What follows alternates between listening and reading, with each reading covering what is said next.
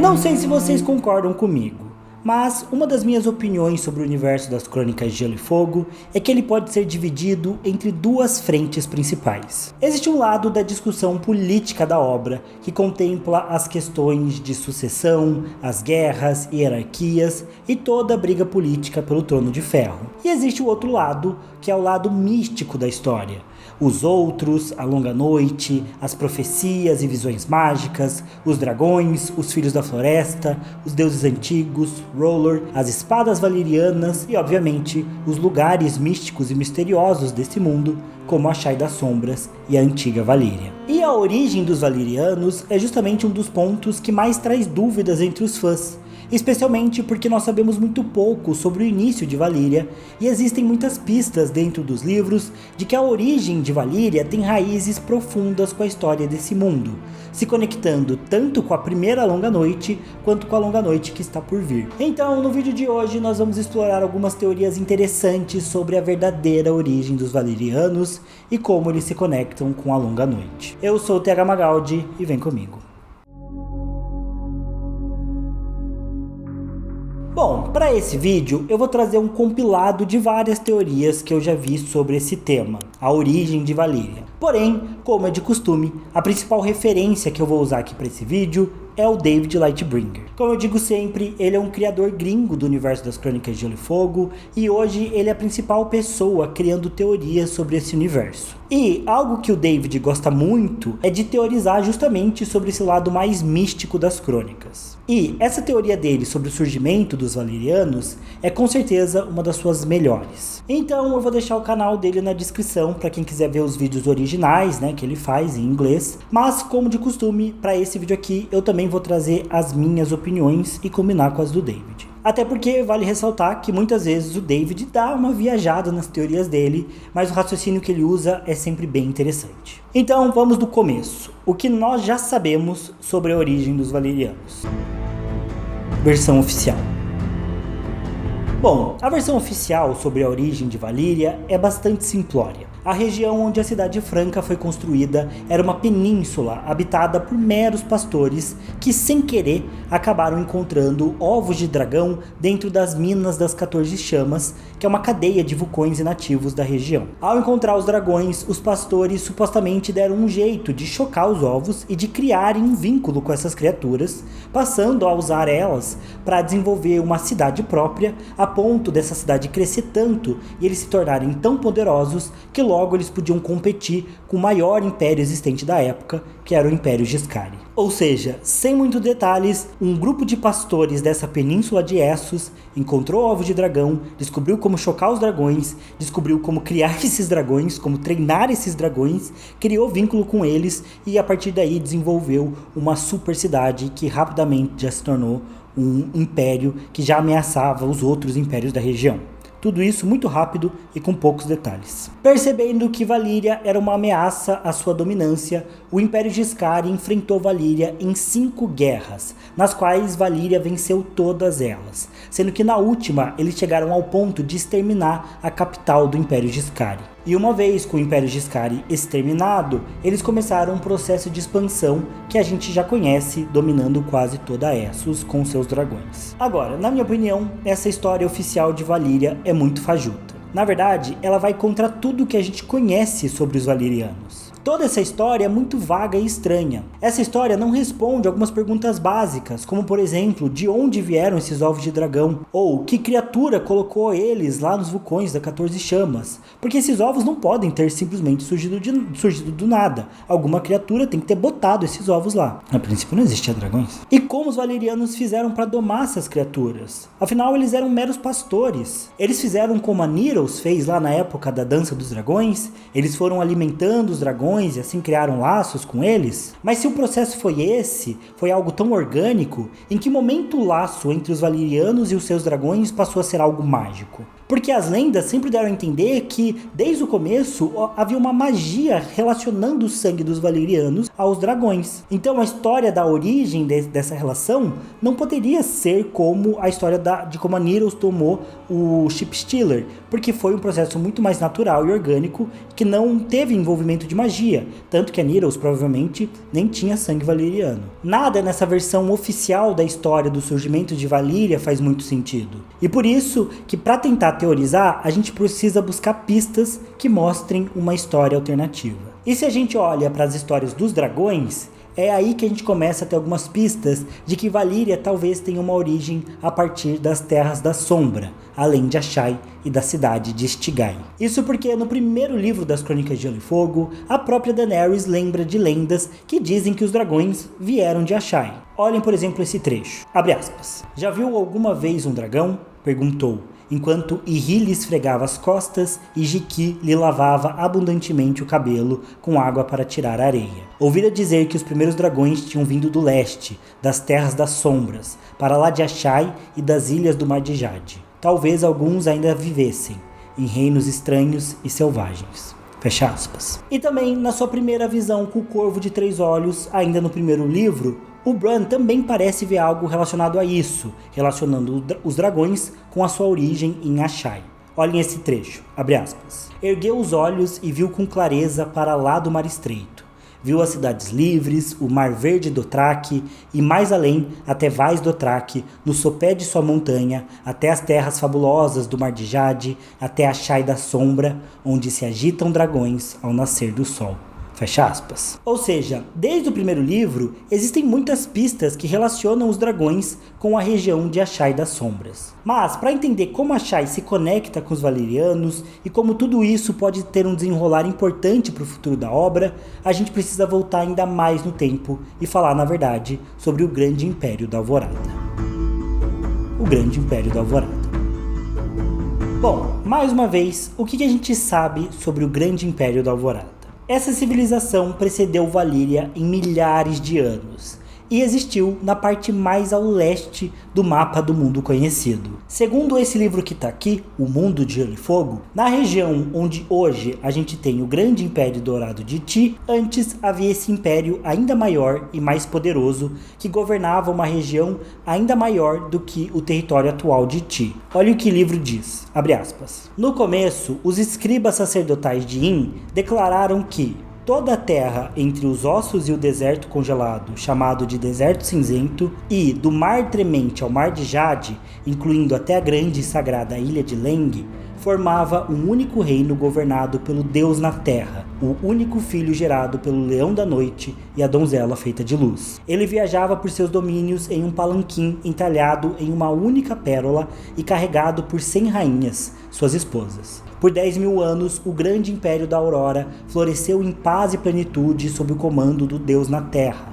até que então ele ascendeu para as estrelas para se juntar a seus antepassados. Fecha aspas. Ou seja, antigamente, o Império da Alvorada, ou também chamado de Império da Aurora, se iniciava após a cordilheira de montanhas conhecidas como os Ossos e ia para o leste até o início do Deserto Cinzento. Enquanto de norte a sul ia do Mar Tremente ao Mar de Jade, ocupando basicamente todo o território que vocês estão vendo no mapa que vai aparecer na tela, que inclusive eu também peguei do David Lightbringer. Ou seja, o grande Império da Aurora era realmente muito grande e ocupava um território imenso. Porém, mesmo que ele tenha existido há milhares de anos antes da história começar, ele segue sendo muito relevante para a trama, porque é de lá que vem uma das principais histórias da Longa Noite. E é uma história que tem uma versão muito parecida com a que a gente vê em Westeros. Lembrando que nos livros a Longa Noite foi um evento global. Mas olhem esse trecho do livro Mundo de Gelo e Fogo, onde ainda fala sobre o Império da Alvorada. Abre aspas. Então, o domínio sobre a humanidade passou para o seu filho mais velho, que era conhecido como Imperador de Pérola, e que governou por muitos anos. O Imperador de Jade, o Imperador de Turmalina, o Imperador de Ônix, o Imperador de Topázio e o Imperador de Opala se seguiram por sua vez, cada um reinando por séculos. Mas cada reinado era mais curto e mais turbulento do que aquele que o precedera, pois homens selvagens e animais funestos pressionavam as fronteiras do grande império. Reis menores ficavam cada vez mais orgulhosos e rebeldes, e o povo comum se deixou levar pela avareza, pela inveja, pela luxúria, por assassinatos, pelo incesto, pela gula e pela preguiça. Quando a filha do imperador de Opala o sucedeu como imperatriz de Ametista, seu invejoso irmão mais velho a atacou e matou, proclamando-se imperador da Pedra de Sangue e começando um reinado de terror. Ele praticava artes negras, tortura e necromancia e escravizou seu povo. Tomou uma mulher tigre como esposa, banqueteava-se de carne humana e humilhou os deuses verdadeiros para adorar uma pedra negra que caíra do céu. Muitos eruditos consideram o imperador da Pedra de Sangue o primeiro sumo sacerdote da sinistra Igreja da Sabedoria Estrelada, que persiste até os dias de hoje em várias cidades portuárias. Nos anais de mais a leste foi a traição de sangue, como sua usurpação foi chamada, que inaugurou a era de escuridão chamada Longa Noite. Desesperada com o mal que fora solto na terra, a donzela feita de luz deu as costas para o mundo e o leão da noite chegou com toda a sua ira para punir as fraquezas dos homens. Quanto tempo a escuridão durou, nenhum homem pôde dizer, mas todos concordam que foi só quando um grande guerreiro, conhecido como Hircon, o herói, ou como Azor Ahai, Intar, Neferion e Eldric Caçador das Sombras, surgiu para dar coragem à raça dos homens e liderar os virtuosos em batalha com sua espada brilhante e luminífera, que a escuridão foi condenada à derrota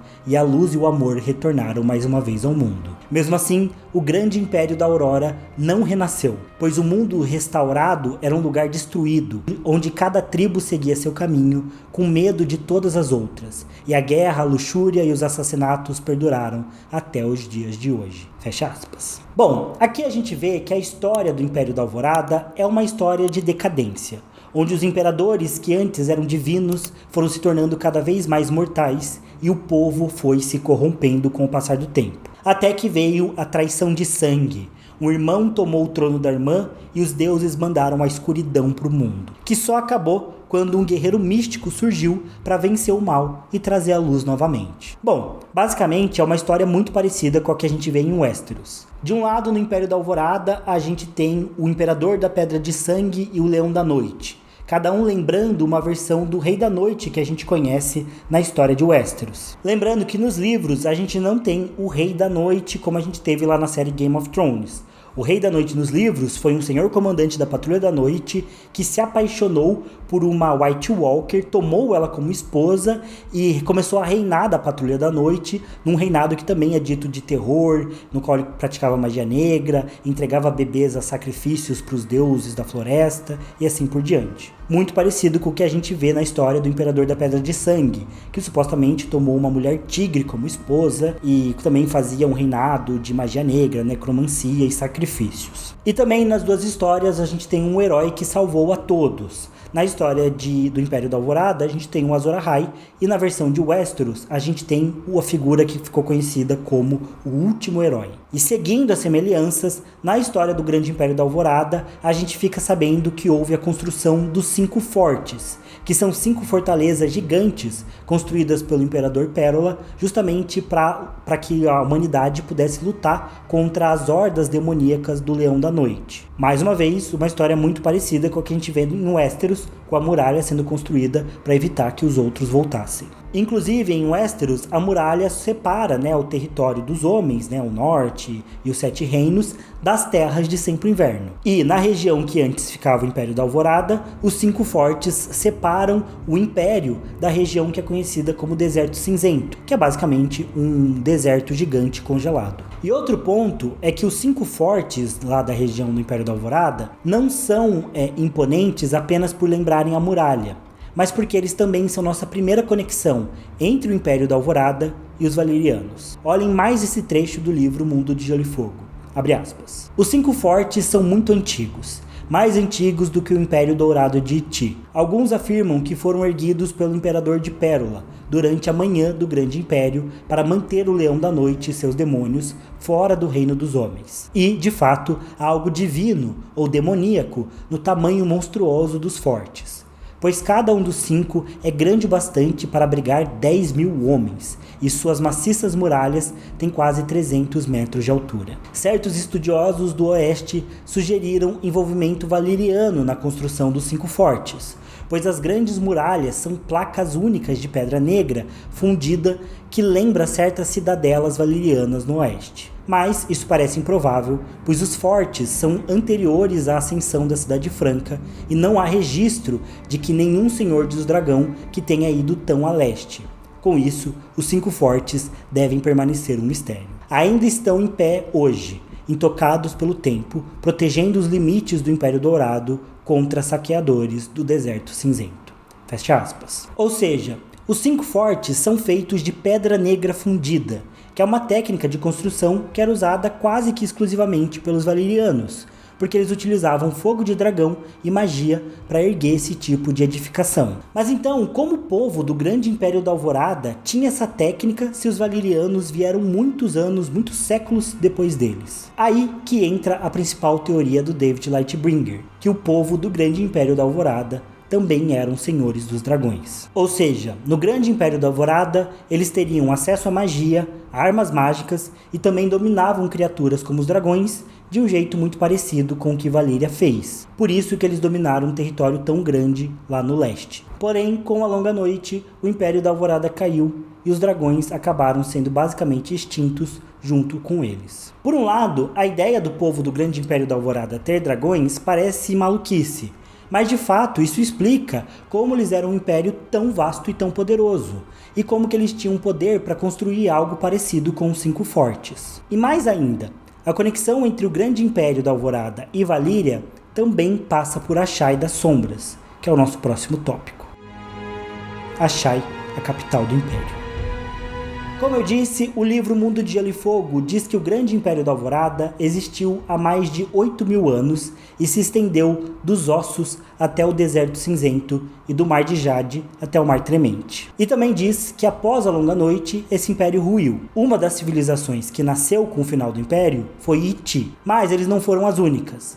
Leng também fez parte do Grande Império da Alvorada, por exemplo, e hoje é uma região autônoma. E segundo as teorias do David, Asshai também teria feito parte do Império da Alvorada, e existem alguns indícios disso. Primeiro, que pela descrição geográfica, Asshai também poderia ser parte do Império. As Terras das Sombras ficam mais ao sul, porém elas se enquadram na descrição do território da Alvorada, porque estão antes do Deserto Cinzento e também ficam no Mar de Jade. Inclusive, a península de Asshai é muito próxima da ilha de Leng, que a gente sabe que fez parte do Império. E mais do que isso, Asshai é uma cidade enorme. Os livros dizem que ela é tão grande que Volantes, Quarth e Porto Real caberiam dentro de Asshai. Porém, nos dias atuais da história, ela é habitada apenas por um punhado de magos, feiticeiros e aprendizes de magia. Então, não faz sentido uma cidade desse tamanho, tão grande, ser construída para ter uma população tão minúscula. Sendo assim, seguindo a linha da teoria do David Lightbringer, não só Asshai era parte do Império da Alvorada,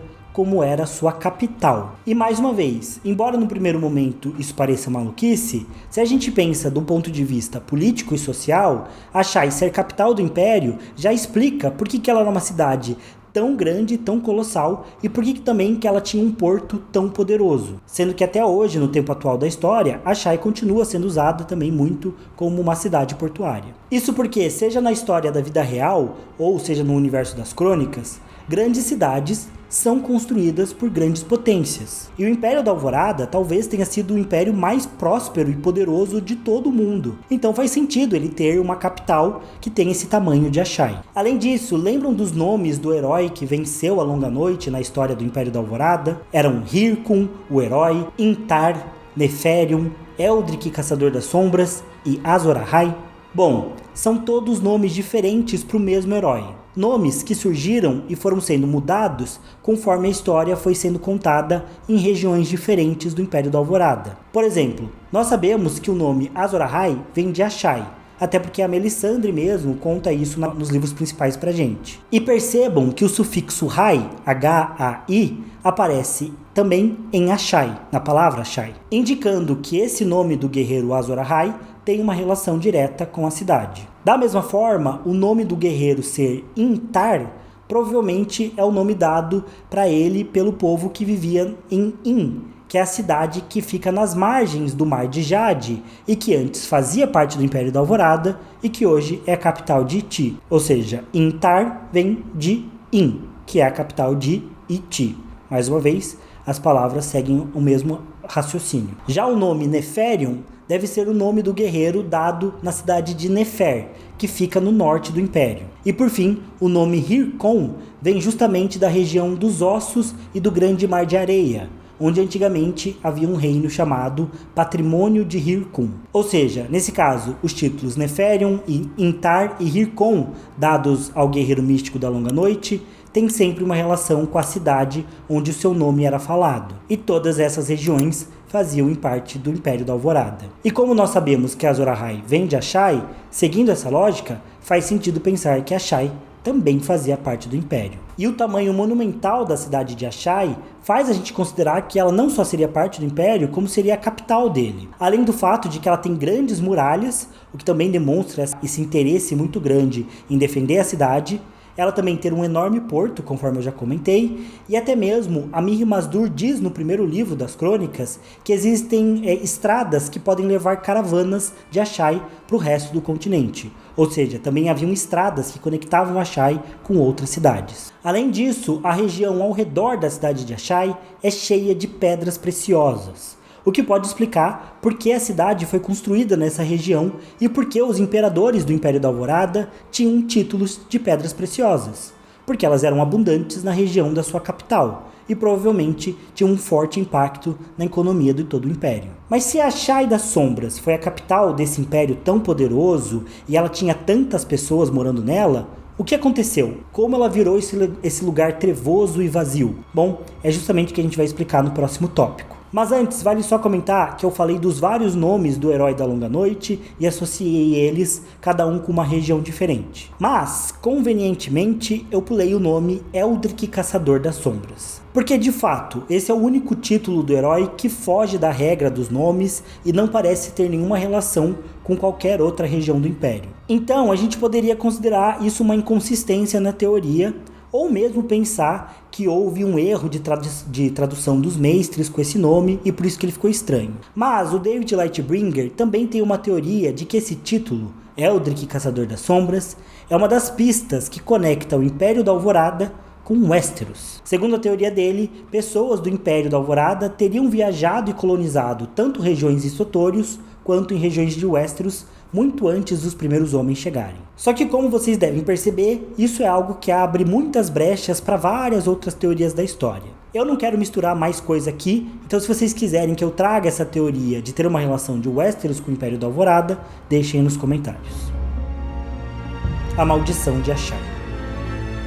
Então, voltando aqui, vamos considerar que Ashai realmente é a capital do Império da Alvorada e o local onde ficavam todos os seus imperadores. E aí que vem a história da Longa Noite. Nós sabemos que quem governava na época era a Imperatriz Ametista, mas ela tinha um irmão que mexia com artes mágicas sombrias, magia de sangue e necromancia. Esse irmão não adorava os deuses tradicionais, mas sim uma pedra negra que caiu dos céus, a tal ponto de que ele fundou a sua própria religião dessa pedra negra, a Igreja da Sabedoria Estrelada. Então, em algum momento, esse irmão roubou o trono da irmã e também matou ela no processo. E foi esse ato tão vil que trouxe a Longa Noite ao mundo. E aqui a gente tem a resposta do que aconteceu com a cidade de Ashai. A cidade foi amaldiçoada porque era a capital do Império, porque foi o lugar onde a traição de sangue aconteceu, e o local onde o Imperador da Pedra de Sangue criou a sua religião sinistra e onde ele cultuava a sua pedra negra que caiu dos céus. Ashai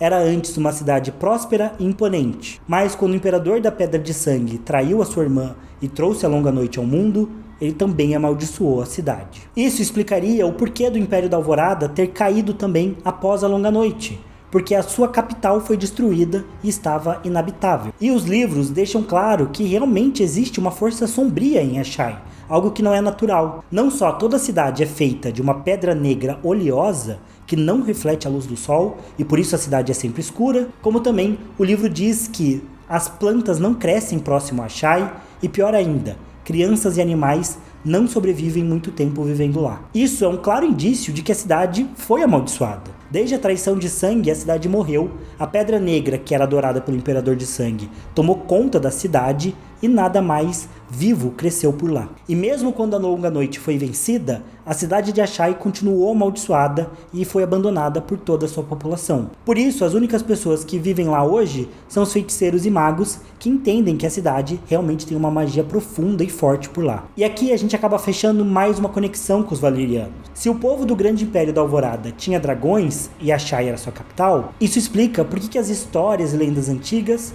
falam que os dragões vieram de Ashai. Em resumo, a linha cronológica seria mais ou menos a seguinte: Ashai é uma cidade fundada pelo povo que vivia na região e que fundou a cidade enquanto explorava as minas de pedras preciosas que existiam por lá. Se vocês olharem o mapa, inclusive, vocês vão ver que a região das Terras da Sombra é cheia de cadeias montanhosas, o que também explica por que lá era um lugar para mineração dessas pedras preciosas. E obviamente, como pedra preciosa é algo que atrai muita gente, logo a cidade cresceu e se tornou muito forte. Provavelmente foi explorando as minas que o povo dali também encontrou os primeiros ovos de dragão e foram eles que aprenderam a dominar as criaturas. Vale falar que os livros também dizem que a cidade de Istigai, que fica próxima de Ashai nas Terras da Sombra, é conhecida por ter ainda mais mistérios e criaturas sombrias vivendo por lá. Então provavelmente não só os dragões existiam nessa região, mas outros tipos de bichos mágicos também. E com a cidade de Ashai crescendo e se tornando cada vez mais poderosa,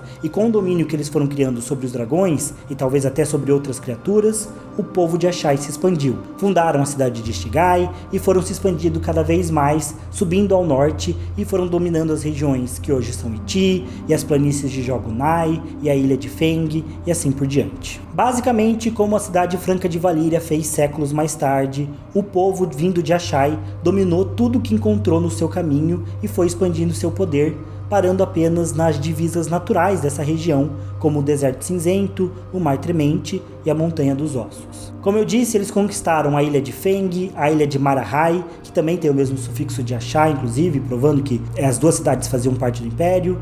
E assim eles foram expandindo, fundando cidades e agregando diversas culturas, até que eles construíram o que hoje a gente conhece como o Grande Império da Alvorada. Tudo começou com Ashai, até que foi se expandindo até se tornar esse grande império. E esse processo provavelmente levou centenas ou até milhares de anos para se concretizar. E, da mesma forma como nós vemos acontecendo no período atual da história, em Westeros ou Essos, o povo do Império da Alvorada também era uma sociedade monarquista e que tinha uma base religiosa para justificar os seus governantes. Por isso que eles tinham essa história dos imperadores descenderem dos deuses. Algo que a gente também vê na história real, como nas dinastias do Egito Antigo ou até de Roma.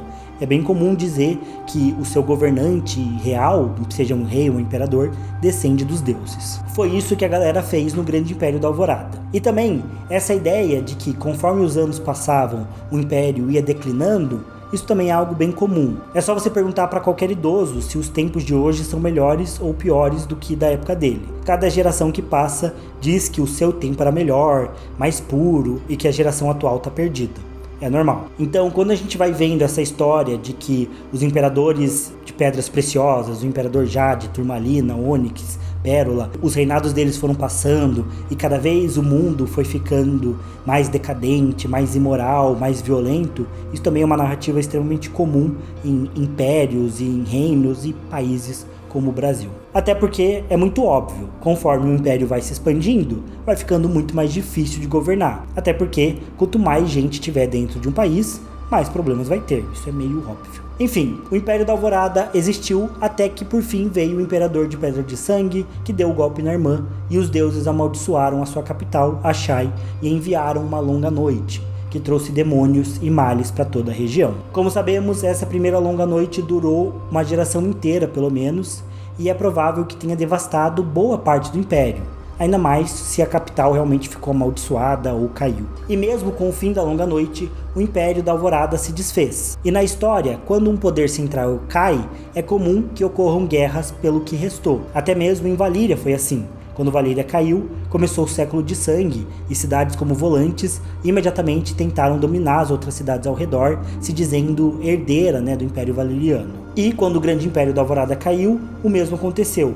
Cidades como In começaram a conquistar o que tinham ao redor e fundaram seu novo império, que hoje é conhecido como o Império Dourado de Iti. Mas o mais importante é que com a Longa Noite, eu também acho que não só a cidade de Ashai ficou amaldiçoada e o Império da Alvorada se desfez, como também, se eles tinham dragões, os dragões foram extintos com a Longa Noite. E se com o fim do Império da Alvorada surgiram guerras, provavelmente fome, peste, também é comum que esses processos levem uma parte da população a migrar. Então eu acho que muita gente que era do Império da Alvorada e de Ashai migrou, fugindo da Longa Noite ou fugindo do caos que veio após o final do Império. E algumas dessas pessoas pararam justamente na Península Valeriana e se assentaram como pastores. Talvez até mesmo algumas dessas pessoas tivessem levado seus ovos de dragão, mesmo que as criaturas estivessem extintas. Afinal, continuavam sendo pedras preciosas ou até um símbolo de poder, levar os ovos de dragão. E assim se passaram milhares de anos, aqueles pastores fundaram suas vilas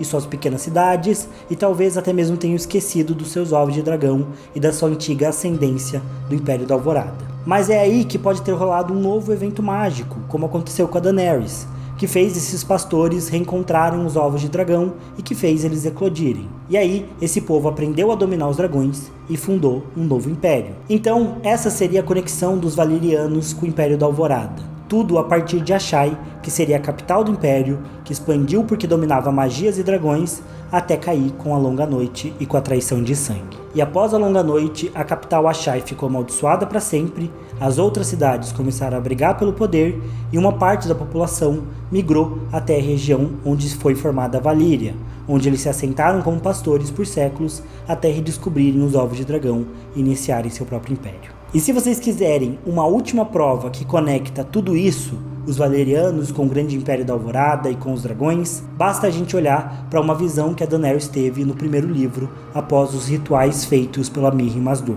Abre aspas. Quer acordar o dragão. Fantasmas alinhavam-se ao longo do corredor, vestido com as vestes desbotadas de reis. Nas mãos traziam espadas de fogo pálido. Tinham cabelos de prata, cabelos de ouro e cabelos brancos de platina. E seus olhos eram de opala e ametista, de turmalina e jade. Mais depressa, gritaram. Mais depressa, mais depressa. Ela correu, com os pés derretendo a pedra onde tocavam. Mais depressa, gritavam os fantasmas, como se fossem um só. E ela gritou e atirou-se em frente. Uma grande faca de dor rasgou-lhe as costas, e sentiu a pele abrir-se. Cheirou o fedor de sangue ardendo e viu a sombra de asas. E Daenerys Targaryen levantou o voo. Fecha aspas. Aqui a Daenerys vê seus ancestrais, fantasmas de antigos reis com roupas desbotadas, segurando espadas de fogo pálido, ou seja, gente do antigo Império da Alvorada. Inicialmente, a ideia de que eles têm cabelos prateados pode fazer a gente pensar que eram meramente fantasmas dos ancestrais valerianos da Daenerys. Mas a cena diz que eram fantasmas com mais de um tipo de cabelo. Tinha uns com cabelo de ouro, os cabelos brancos de platina e os prateados. E principalmente, olhem a descrição dos olhos. Eles tinham olhos de opala, ametista, turmalina e jade. Simplesmente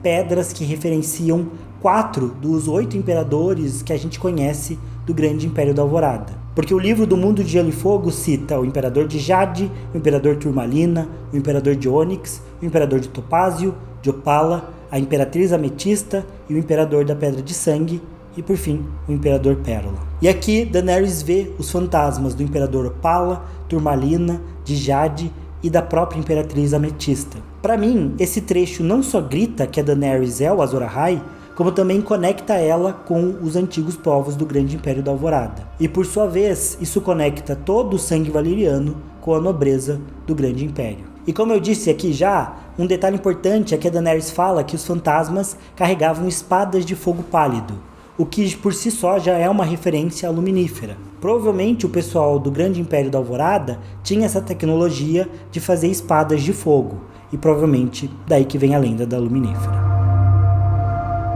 Veredito final. Enfim, pra mim, sendo bastante sincero, eu acredito muito nessa teoria do David Lightbringer. Eu sei que eu trouxe muita informação aqui e que talvez algumas coisas tenham ficado um pouco confusas, mas por isso que eu tentei reforçar alguns pontos durante o vídeo e fazer alguns resumos da teoria conforme as coisas iam avançando. Mas, de um modo geral, eu realmente acredito nessa ideia de que Asshai era parte do Império da Alvorada e não só isso, que ela era a capital do Império. E da mesma forma, eu gosto muito da teoria de que a cidade de Asshai foi amaldiçoada durante a longa noite por conta da traição de sangue, e por isso que ela ficou sombria e inabitada no período atual da história. E seguindo ainda essa linha, eu também acredito que os valerianos descendem sim de Asshai e do grande Império da Alvorada. Eu acho que eles são parte do povo que vivia no Império e que provavelmente migrou para a Península Valeriana com a longa noite ou com todo o caos de guerras pelo poder que vieram após a queda do Império da Alvorada. Inclusive, esse trecho onde a Daenerys vê os fantasmas, com os olhos de pedras preciosas, eu acho que é um trecho que deixa muito claro que existe sim essa relação entre a Daenerys e o Império da Alvorada e por consequência entre os valerianos e o Império da Alvorada. Porém, a única coisa que eu não concordo muito é com a ideia do Império da Alvorada ter dragões. Durante o vídeo até eu falei como se eu acreditasse nessa teoria porque eu estava tentando seguir a linha do David. Mas, na minha opinião, existem poucos elementos que fazem a gente pensar que o Império da Alvorada tinha dragões. Na verdade, por mais que o livro do Mundo de Gelo e Fogo deixe claro que a gente perdeu a maior parte das informações sobre o grande Império da Alvorada, a gente tem muitas coisas sobre ele. E eu acredito que se eles tivessem o domínio de criaturas tão imponentes, tão poderosas quanto os dragões, haveriam lendas dessa região que falariam sobre dragões. Mas no Império de Iti, na Ilha de Leng, ninguém fala sobre os dragões nessa região. Então, para mim, não faz muito sentido a gente pensar que o grande Império da Alvorada tinha o poder de dragões. Até porque a única pista que faz a gente pensar que o Império da Alvorada teria dragões é a ideia dos 5 fortes serem feitos de pedra negra fundida, que é parte de uma técnica da arquitetura dos valerianos. Porém, eu prefiro pensar que o grande império não tinha dragões, mas tinha muita magia. Ou até mesmo talvez eles tivessem uma conexão muito profunda com os deuses, do mesmo jeito que os sacerdotes vermelhos têm com o R'hllor, por exemplo. E por isso eles conseguiam usar feitiços e magia para fazer esse tipo de arquitetura como 5 fortes, assim como os valerianos usavam os dragões para fazer isso. Tipos diferentes de magia, mas que chegavam em resultados muito próximos. E para mim é por isso que o grande Império da Alvorada era tão poderoso. Eu acho que com a mineração de pedras preciosas na região de Asshai, eles ficaram muito ricos, atraíram muita gente, concentraram muita gente, então eles tinham um poder econômico e uma população grande na região, então eles tinham essa parte social e política para terem poder, mas eu também acho que eles tinham uma conexão muito forte com os deuses dessa região, que talvez sejam deuses como R'hllor ou deuses antigos numa outra versão, e também eles tinham magias. Então, poder político, poder econômico, magia e deuses fez com que eles fossem realmente muito poderosos e conseguissem se expandir por uma região tão longa quanto o leste de Essos. E, de novo, é algo muito parecido com o que os valerianos fizeram. Eles tinham magia, os dragões, aço valeriano e tudo mais, os feiticeiros de sangue, de fogo, e também tinham poder político e social. Inclusive, falando ainda do Império da Alvorada, eu acredito que eles tinham essa tecnologia parecida com o aço valeriano, mas que era produzir espadas de fogo, que é o que a Daenerys vê na visão dela e que conecta a Daenerys com o Império da Alvorada e com a lenda do Azor Ahai. Eu acredito que o Azor Ahai, esse guerreiro místico, ele portava essa tecnologia, essa espada de fogo, que talvez fosse algo comum na época do Grande Império da Alvorada, mas que se perdeu com a longa noite e virou parte da lenda do Azor Ahai e ficou conhecida como Luminífera, mas que era uma tecnologia que eles tinham. Isso também combina com a história que a gente vê em Westeros da Longa Noite, onde o último herói vai até os Filhos da Floresta para pedir armas de obsidiana, que eram as armas que podiam vencer os outros e a Longa Noite. E era uma tecnologia perdida para os primeiros homens, que os Filhos da Floresta cederam mais uma vez, e que depois da Longa Noite voltou a ser uma tecnologia meio esquecida. E para mim, essa conexão entre os valerianos e o Império da Alvorada também explica o porquê dos valerianos terem magia no seu sangue. Provavelmente uma parte dessa nobreza que tinha essa conexão mágica e dos deuses do Grande Império da Alvorada também fez parte desse grupo que fugiu para a Península Valeriana e manteve o sangue mágico entre eles. E aí, provavelmente com os conhecimentos que eles já tinham de magia, eles encontraram ovos dos Warmes de sangue, que são criaturas nativas de Valíria, e fundiram esses ovos de Warmes com os Wyverns, que são criaturas que existem em Sotórios e parecem também um pouco dragões. Só que enquanto os Warmes de sangue são essas espécies de minhocas que cavam buracos na terra e soltam fogo, os Wyverns são quase dragões que não soltam fogo e que são um pouco menores. Então, basicamente, se uniu aí essas duas criaturas para fazer os dragões, e provavelmente essa união foi feita com base em magia e feitiçaria de sangue. Inclusive, o Septão Barf, que é o cara dentro do universo das crônicas que mais estudou os dragões e tudo mais, essa é uma das teorias que ele traz, de que os dragões seriam resultado dessa fusão não muito ética dos Warmes de sangue com os Wyverns. E para mim, essa ideia de que os Valyrianos já tinham conhecimento mágico, e aí usaram esse conhecimento mágico, talvez por décadas, séculos, ou talvez até por milhares de anos, para criar os dragões, faz mais sentido do que um grupo de pastores magicamente achar vários ovos e magicamente descobrir como controlar os dragões e aí virar um império. Eles já terem esse conhecimento e por séculos tentarem usar essa magia que eles conheciam dos antepassados deles, lá do Império da Alvorada, de Ashai, para tentar retomar o Império ou para tentar fazer algo novo e acabar criando os dragões, para mim faz mais sentido. Só que aí eu acho que os Valyrianos fizeram algo muito parecido com o que o Império Romano fez na vida real. Isso porque Roma teve uma origem meio que humilde, eram vilas, né, de um povo mais ou menos comum, que eventualmente se tornou a grande República Romana e depois o Império Romano. E em determinado momento, essa ideia de que eles vieram de uma vila normal, de povos menores, que não eram nem muito imponentes, nem muito nobres, não fez mais sentido para esse império tão grande. E aí que se criou o Virgílio, né, um poeta romano, criou a história da Eneida, que fala que Enéas era um soldado de Troia, que conseguiu fugir da guerra de Troia e foi para a região da Itália, e lá ele fundou Roma. Ou seja, eles pegaram uma história da mitologia grega e um herói lendário e os troianos, que eram tão lendários na época, e fizeram uma conexão mais épica com Troia para dar uma origem mais glamurosa para o Império Romano. E aí vem a lenda, né, do Rômulo e Remo, da Loba-Lupa e tudo mais. Só que aqui eu acho que os Valyrianos fizeram ao contrário.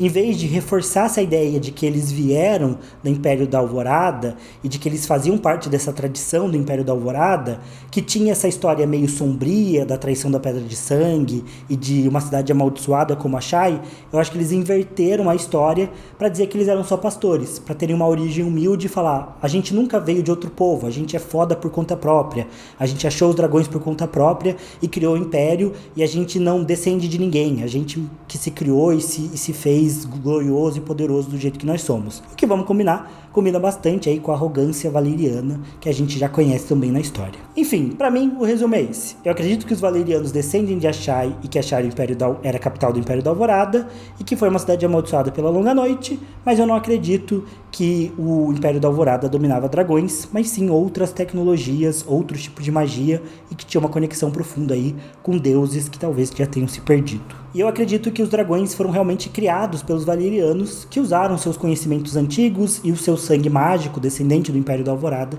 para criar essas criaturas aí, fazendo misturas e magias sombrias, que também essas técnicas se perderam e por isso que não tem mais dragões. Mas enfim, né, a gente sabe que o nascimento dos dragões ali da Daenerys também veio de um ritual meio cabuloso, né? Foram 3 vidas que foram sacrificadas para os dragões nascerem, então é uma magia que não é muito limpa, né, para ser feita. Mas é isso, esse vídeo ficou com tanto tempo de bruto, 1h05, talvez aí top 3 dos maiores vídeos aí do canal, que não sejam de perguntas e respostas. Muito longo, foi difícil de gravar esse vídeo, então eu peço desculpas caso algo tenha ficado meio confuso ou não tão bem explicado.